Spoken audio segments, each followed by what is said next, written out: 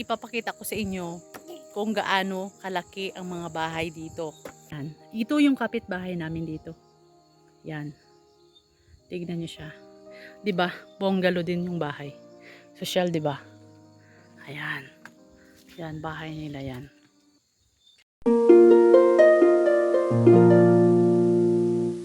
Hi guys! Andito naman ako. So, today's vlog guys, ipapakita ko sa inyo kung gaano kalaki ang mga bahay dito. So, ibibigay ko ang example sa inyo yung bahay namin. Ha? So, yung bahay namin sa Pakistan ay ito yon. Ayan, yan yung bahay namin. Yan. At saka, nakita nyo, mataas ang pader. Kailangan mataas ang mga pader dito.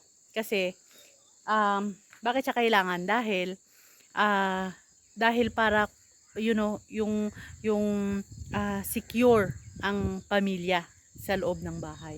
Tsaka mostly talaga dito, ang mga bahay dito sa Pakistan ay matataas. Matataas ang mga pader. Okay? So, katulad niyan sa amin. Tignan nyo. Ayan. Yan. Itong pader na to, ito yung pader namin sa bahay namin. Yan. Tsaka mataas siya guys ha. Yan. Tignan nyo siya. Hindi siya basta-bastang matawag nito. Walang basta-bastang may makapasok o na mga magnanakaw dito sa amin. Tsaka tulad niyan. Ito yung gate namin. Ayan. Kita nyo. So yun guys. Ang bahay namin dito sa Pakistan ay talagang malaki siya. So, kahit mahirap kami dito, pero, yun nga, ay bawi na lang sa bahay. Kasi, yan lang yung pundasyon, at saka hindi siya, talagang, alam mo yung pang long lasting tawag nito, puhunan sa iyong buhay. Yan. So, bahay ay kailangan talaga dapat pundasyon, talagang, maganda. Hindi naman sa magandang kailangan bongalo.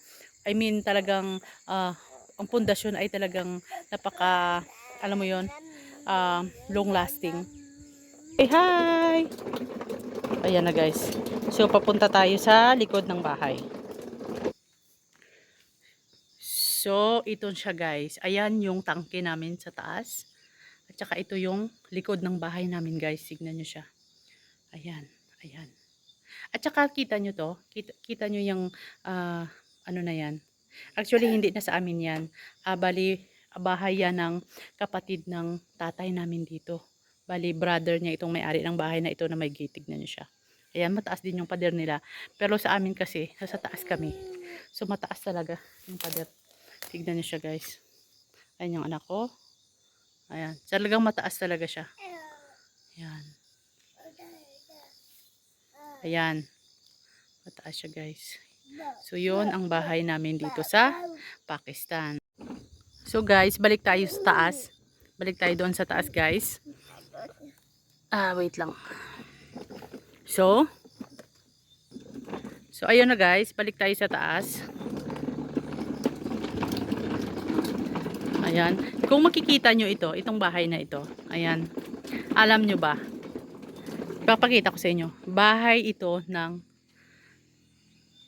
baka. Ayan. Ito yung kapitbahay namin dito. Ayan. Tignan nyo siya. 'Di ba? Bungalow din yung bahay. Social, 'di ba? Ayan. Yan, bahay nila yan. Ganyan. Ganyan dito, guys. Kahit yung mga ano dito, guys, mga baka dito, guys, mga kambing, meron silang sariling bahay. Tignan nyo. Ayan. 'Di ba? Yan ang ano namin dito, lugar sa Pakistan. So yun na yun guys. Pinakita ko sa inyo yung bahay ng ng kapitbahay namin. Ito, bahay ng kalabaw. Yan. So, everyday po, ito yung mga nakakausap ko dito. Tsaka ito yan ang bahay namin. Yan, sa taas. So, 'di ba? Mahirap yung buhay namin dito, pero hindi naman siya katulad talaga ng sobrang hirap na hirap. Kasi kung wala kaming pera, ayan, pwede silang mabenta. Yan. Ito yung source of income namin dito sa Pakistan, which is mga kalabaw. I mean, no, wala kaming kalabaw. I mean, mga baka, mga kambing, mga ganyan. So dito sila, ang ginagawa namin dito, kung nakita niyo yan, may mga mais. Ayan, may mga mais na yan. Yan. Yan ang pinapakain namin sa kanila at saka yung mga dayami, mga grass. So yan ang everyday na binibigay namin sa kanila. Yan. So, yung iba, nagpapastol. Pupunta sa taas ng bundok, sa hills, para doon sila papakainin. So, araw-araw, dinadala din yan sila dito. Pero ngayon, day off nila. Andito sila. Okay? So, yun guys.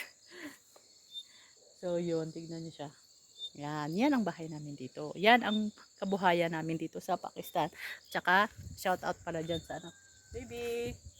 Ayan. So, dito kami nagtatambay pag mga hapon na kasi hindi siya mainit. At saka maganda na ngayon yung weather.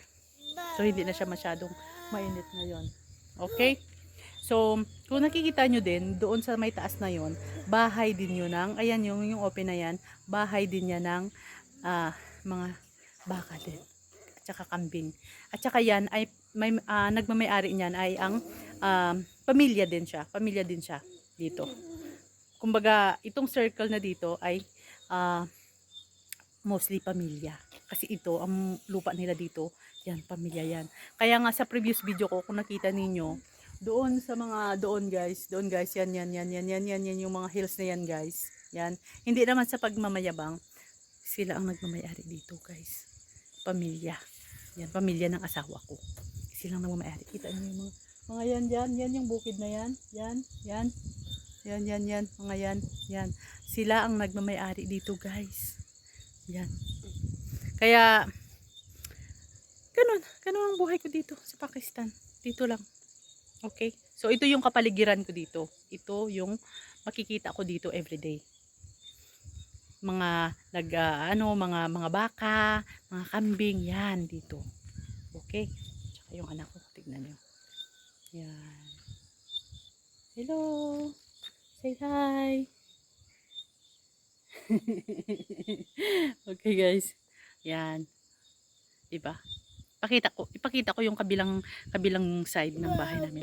Okay, back to you. So, ito na guys. Ito na yung sa harapan ng bahay namin. Yan, kita nyo yan. Yan.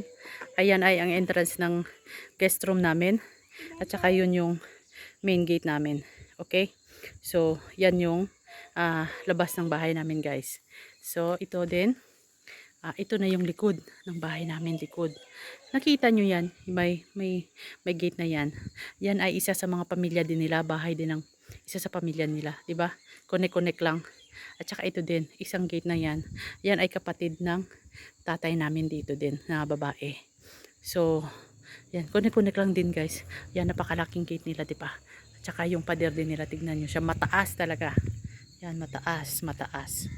Yan. At saka yung sinasabi ko sa inyo kanina na bahay din ng mga kalabaw. I mean ng mga baka. Ito din siya guys. Ayan, tignan nyo siya. Yan, tignan nyo yan. Actually, kasi ganito yung source of income namin dito eh. Yan, ganyan. Pag wala kang abroad dito guys, ito yung source of income ng mga tao dito. Yung pag-aalaga ng mga hayop. Ayan, pakita nyo yung paligiran namin. Ayan, green. Kasi ngayon maganda na yung panahon ngayon. Ayan. Ito. So, ayan. So yun guys. Pinakita ko sa inyo, bali everyday, dito lang kami sa labas, dito lang kami sa loob, sa labas ng bahay. At saka pag mga hapon na, may mga tao na dito na lumalabas para dito na mag-standby. Kasi mostly nag-standby dito mga babae dito sa labas. Pero mga babae, pero pamilya lang din. Kasi walang halong ibang dito, ibang pamilya. Kasi ganito dito sa Pakistan. Wait. So yun na guys. pakunti-kunti nang lumalabas ang mga tao dito kasi mga ganitong oras lumalabas na sila. So kung nakita nyo dyan, oh, yun, may tao dyan sa likod. Yun ay bayaw or parang asawa ng kapatid ng tatay namin dito. Tsaka yun may mga bata na. Ayan. Ang sinabi ko pala kanina na regarding doon sa paligid namin dito, sa mga kabahayan na yan dyan, yan, mga bahay na yan dyan, ay talagang pamilya lang. Kasi ganito dito sa lalo na sa probinsya namin. Ganito dito pag sa isang lugar, kumbaga sa isang area lang, yan pamilya lang yan. Yan. Walang ibang pamilyang halo yan. Ganyan. So kung sino mga kapitbahay mo, pamilya mo yan. Parang katulad din sa Pilipinas, 'di ba? Yung iba, kung sinong kapitbahay mo, pamilya mo rin. Pero yun nga is dahil sa um, family system nila na walang ibang pamilya na or ibang bahay na pwedeng magpatayo diyan din sa lugar nila. Yan, ganyan. Lalo na dito sa amin. Pero sa city okay din naman ah. Sa city siguro iba-iba naman eh. Pero dito sa amin kasi sa bundok kami, yun ang nangyayari. Ayan oh. Tinatawag nila anak ko. Yung mga Pakistani yan. Okay?